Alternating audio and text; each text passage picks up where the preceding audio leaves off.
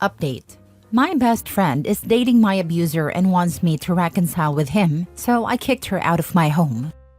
Original post. I've tried to write this out for days now, but I keep getting too upset to concentrate, so this might be a bit disjointed. I don't have family in the sense many understand family to be. I've been pretty much a loner, with one exception, my best friend Tammy. We met in middle school and became inseparable. Things changed a bit in college. My parents forced me into a Christian out-of-state college. Tammy applied to and was accepted by a different college in the same town, so we both moved out there. We were roommates for 2 years until I met my boyfriend Trent. I moved in with him at the end of junior year, and I don't know when it started happening, but he went from charming and affectionate to controlling. I don't want to upset anyone, so I'll warn you that what I describe below includes abusive behavior. At first, Trent would put me down, hinting he could find someone better or saying that if he cheated, it would be my fault, because I wasn't enough. It became physical during my senior year. He would push me out of the way if I was in his path. Then it escalated to slapping me during arguments while calling me worthless, a waste of time, or a broken toy no one would love. I didn't have much self-esteem, so I stayed, thinking I was the problem. When I called home for support, I was told I was the issue. I started planning my exit the day after graduation. He had proposed, and when I hesitated, he screamed at me, punched the wall next to my head, and later forced me into sex.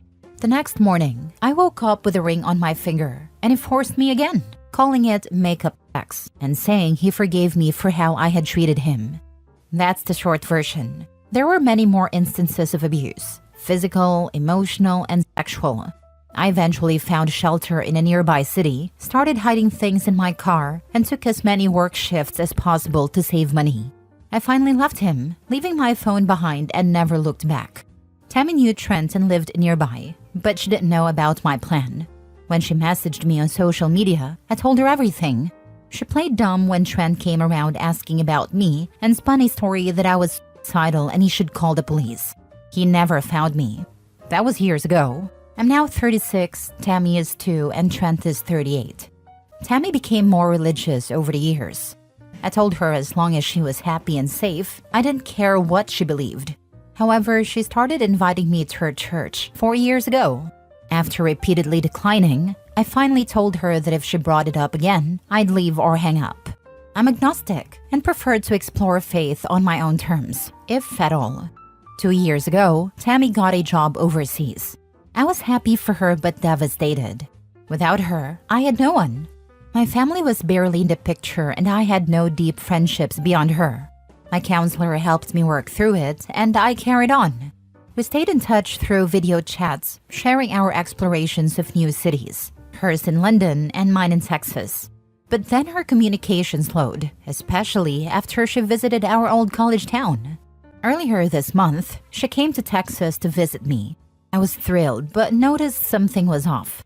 The first day she seemed tired, but the next day after drinking, she broke down crying. I asked her what was wrong, and that's when she dropped the bomb. She's been dating Trent for almost a year. I was too stunned to respond, as she went on about how he's changed, found Jesus, and regrets how he treated me. I sat frozen, and when she asked me to say something, I told her to get the F out. She tried to explain further, saying she hated him for years but reconnected by chance, and he showed he's a different person. I didn't interrupt. When she stopped talking, I repeated myself, get the F out. She argued, but I stayed firm until she packed her things and left. A week later, my dad texted me saying Tammy had called my parents crying. He told me to get over myself because it's not like I wanted Trent back. And that's what I get for living with a man I wasn't married to. Tammy also texted rehashing her arguments and demanding I video chat with Trent to see for myself that it's changed. She accused me of holding back their relationship and called me malicious for kicking her out. She even hinted that my version of things was exaggerated. That was the last straw. I blocked her, but I don't have other close friends to turn to about this. My family and hers think I'm the a-hole for kicking her out in a strange city, but I feel betrayed. Who dates their friend's ex, let alone someone who abused them? Am I wrong? Now for the top comments before reading the update 2 months later. Your so-called best friend is playing you for a fool, and you've got to call it what it is. A hot mess wrapped in betrayal. Dating your abuser? That's not just crossing a line, it's leaping over it without a second thought. Kicking her out wasn't just right, it was necessary. You don't need that kind of disrespect or trauma reopening nonsense in your life. And her trying to preach about forgiveness? That's not about helping you heal. It's about her trying to ease her own guilt. Listen here, don't you dare feel bad for putting yourself first. You're not a rehabilitation center for poorly raised people pretending to be friends. Cut her off. Cut that noise off. And don't look back. You're not the crazy one here. She and anyone siding with her are. Keep your head high and your door shut to toxic messes like that. Cut her off and cut your damn family off, Hopi. They're siding with your abuser instead of their own daughter. They're not family to you. You're worse off with them in your life. You'll make new friends. These people are toxic and will keep hurting you. Rip off the band-aid. Get rid of all of them. Who here can see that the abuser went after the ex-friends to stay close to Opie? It's so freaking obvious. I would start taking advantage of Texas' very enthusiastic laws in self-defense and firearm ownership. Oh, I have one, and had a stint in the Air Force after college. So it's documented, registered, and prepped just in case. I was a victim to physical abuse once. Never again. One day when she finally realizes that you were right in the first place, she'll need someone to help put the pieces back with her. Be that person, but don't be the sucker she wants you to be. I plan to leave the door open in case she needs help getting away. She still has me in social media. Leaving him was so hard to pull off without anyone knowing, other than the people at the shelter and my boss at a restaurant. I know how hard and overwhelming it is. I could never leave her to do it on her own. Now for the update 2 months later. Sorry to everyone who reached out and I haven't responded. I honestly haven't been using the app as I had to change phones quickly at one point and forgot the password when trying to log in on my new device. It took Trent 2 weeks. I have a full-time job but also a part-time service industry job as a bartender. He showed up at the bar. It's a small bar and one of the regulars, Daisy, female 30s, is someone I confided in about Trent and Tammy. When Trent walked in, I happened to be chatting with Daisy and she saw my reaction. She asked what was wrong, and I told her it was Trent. She wasted no time and went to get my manager. Trent sat at the end of the bar. I took my time checking in on my other guests while ignoring him until my manager, Heather, female 50s, came out with the other 2 bartenders, both male 30s.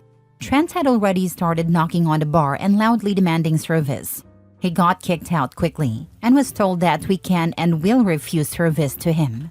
I got texts from a new number saying it was Tammy, begging me to answer. She called 4 times, but I didn't pick up. She left voicemails, some with Trent in the background, telling me that I was concerning them with my hatefulness, that I'm alone in the world, and that it's not safe, asking who I would turn to if someone broke into my home at night. Her messages were sprinkled with religious rhetoric.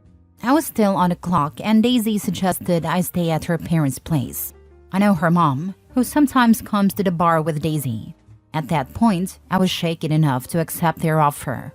Daisy's mom, Rose, female 60s, kindly let me stay rent-free for as long as I needed, but I eventually moved in with one of the servers at the bar. She helped me find legal representation, and I filed for a restraining order using screenshots I had emailed myself earlier, old voicemails and texts. While we couldn't prove harassment on Tammy's end, Trent's messages and voicemails were enough to qualify for a temporary restraining order. I'm safe for now, and a hearing is in January. No one knows where I currently live, and I've shut down all social media. I've got no contact with my family as they've been pressuring me to give them my address so they can send Christmas gifts. When I provided a P.O. box Daisy's letting me use, they got angry. That was suspicious enough for me not to trust them further.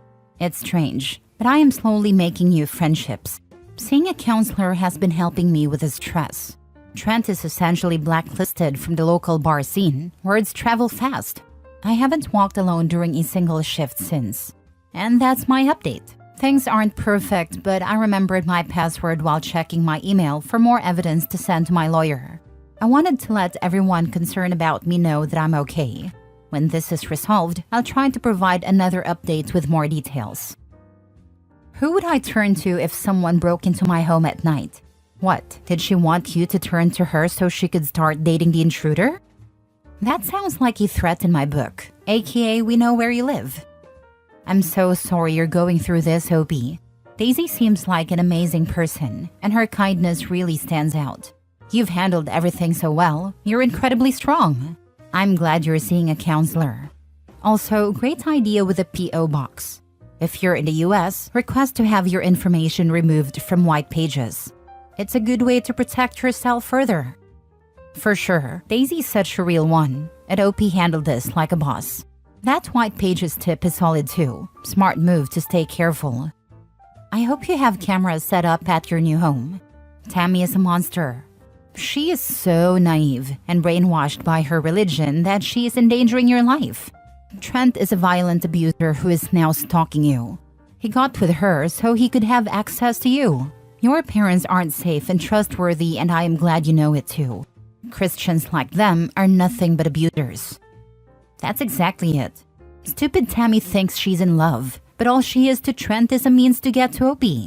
I don't buy that they kept running into each other either. Trent saw Tammy back and started stalking her, hoping she would lead him to OP. They don't need OP's blessing to be together, so there's no reason to keep harassing her. Wanting forgiveness is just a flimsy excuse for Trent to keep stalking OP. If he had really changed, he'd respect that OP can't be around someone who repeatedly raped and abused her, and he'd leave her alone. Getting angry because your victim wants no contact is the opposite of being a changed person. Next story. Am I the a-hole for refusing to babysit my deceased best friend's kids after her husband's betrayal? My best friend, Emma, passed away from cancer 2 years ago. We were like sisters. She was my maid of honor and I was hers. When she was diagnosed, I became her primary caregiver, helping her through chemo and spending every possible moment with her. Her husband, Mike, was a different story. During her treatment, I discovered he was having an affair with a coworker. Emma knew but was too sick to deal with the drama. After she died, I confronted Mike, telling him he was a disgrace. He begged me to keep it from the kids, 9 and 6. Last week, Mike called asking me to babysit regularly. Apparently, her affair partner is now his live-in girlfriend. She's an AI art influencer with 50K followers who posts those dressed-up cats and babies you see everywhere. And they want free time. He had the audacity to say Emma would have wanted me to help for the kids. I told him absolutely not. The thought of babysitting while he lives with a woman who betrayed Emma makes me sick. Some say the kids are innocent and need support, while others think I'm justified. Mike is now telling everyone I've abandoned Emma's children. My own family is pressuring me, saying I'm being vindictive. Am I the a-hole? Now for the comments. Not the a-hole, and since he's telling everyone you abandoned the kids, I tell everyone how he was banging someone else while his wife was dying of cancer. Right, it's not about the kids. It's about how OP is still repulsed by his betrayal of her best friend. He took advantage of her help during his wife's final illness to have an affair instead of being a good, supportive husband and father during a crisis. It will take as long as it takes, if ever, for OP to feel comfortable with him and his affair partner. OP may eventually find a way to stay connected with the kids at her own convenience, but she may never feel comfortable babysitting for the couple of cheaters or being friendly with them. What the cheating husband actually requires is OP's, no doubt free, babysitting to suit his convenience, now that he has more parental responsibility than he can offload onto the nearest woman. If I were OP, I'd tell every flying monkey exactly why she is repulsed by the cheaters and can't stomach supporting their relationship at this time. Agree, but try to find ways to stay connected to Emma's kids.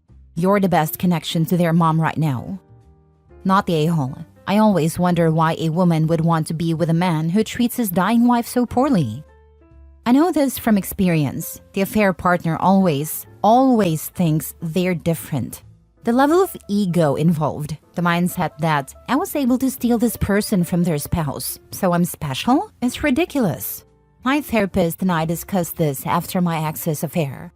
The saying, once a cheater, always a cheater, rings true, because some people really do think that way and always will. Yep, my ex cheated on me while I was recovering from brain surgery. He told his affair partner's adult children that I knew and was okay with it. I wasn't. When I found out, I kicked him out, despite still being in recovery. What made it worse was that the affair partner pretended to be my friend and even sent me an edible arrangement. I'm still salty about it all these years later. Last story. Am I the a-hole for refusing to take my girlfriend back after she cheated just to see if she still had it? I, 30 male, have been dating my girlfriend Rachel, 27 female, for 2 years. She's always been confident and charismatic, which is one of the things I loved about her. Our relationship seemed solid, good communication, lots of shared interests, and we were even talking about moving in together. A few weeks ago, Rachel admitted to me that she cheated on me during a night out with her friends. She hooked up with some guy she met at a bar. I was completely blindsided. When I asked her why she did it, she said it wasn't about me or our relationship, but because she wanted to see if she still had it. I told her that was a terrible excuse, and she started crying, saying it was a stupid mistake and that she regretted it immediately. She's begged me to forgive her, saying she learned her lesson and that it would never happen again. But I can't get over the fact that she was willing to risk our relationship for something so shallow. She didn't cheat because she wasn't happy or because there was a problem between us. She cheated purely to stroke her ego. Now Rachel and some of our mutual friends are calling me unforgiving, saying that everyone makes mistakes and that I'm throwing away a great relationship over one bad choice. They say I should focus on her remorse and give her another chance. I feel like staying with her would mean betraying my own boundaries, but I'm starting to wonder if I'm being too harsh. Am I the a-hole for refusing to take her back? Not the a-hole. Congrats, you still have it, but you sure as heck don't have me. The mutual friends are just as trashy as her. You'd be crazy to take her back. That's what I thought, but I couldn't be sure of myself. She still had it because she had you. That should have been enough validation. All of this is in the past tense because I hope you use it when you break up with that cheater, not the a-hole. Now Rachel and some of our mutual friends are calling me unforgiving, saying that everyone makes mistakes and that I'm throwing away a great relationship over one bad choice. As a thought exercise, I'm trying to define a great relationship that includes one partner hooking up with random, let's presume, infectious partners on a whim. I'm having trouble recognizing the greatness here. I'm still trying to get my head around the she made a mistake. No, she didn't. It was 100% intentional and she admitted as much.